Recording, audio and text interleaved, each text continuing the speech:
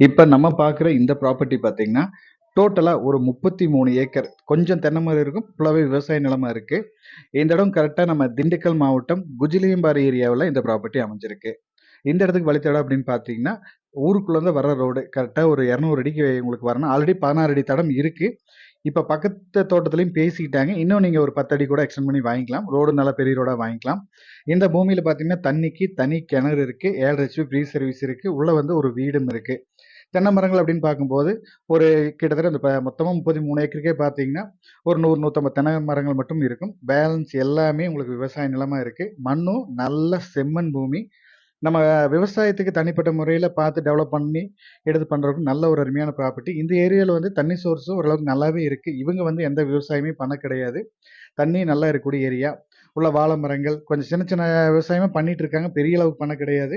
இவங்கனால பராமரிப்பு பண்ண முடியாதனால, ஆட்கள் இல்லாதனால இவங்க சேலுக்கு குடுக்குறாங்க. இந்த வீடும் இந்த இடத்துல வந்துரும். வீடும் பழைய வீடு. குறைஞ்சபட்சம் ஒரு 1000 ஸ்கொயர் ஃபீட் மேல இருக்கும். பூமியும் வாஸ்துக்கும் நல்லா இருக்கும். நல்லா இந்த 33 ஏக்கரும் நல்லா மட்டமா, சமமா இருக்கும். பூமி பார்க்கும்போது குழி, பள்ளம், மேடு அந்த மாரி கொஞ்சம் கூட வராது. அப்படியே பிளைனா தான் நீட்டா இருக்கும்.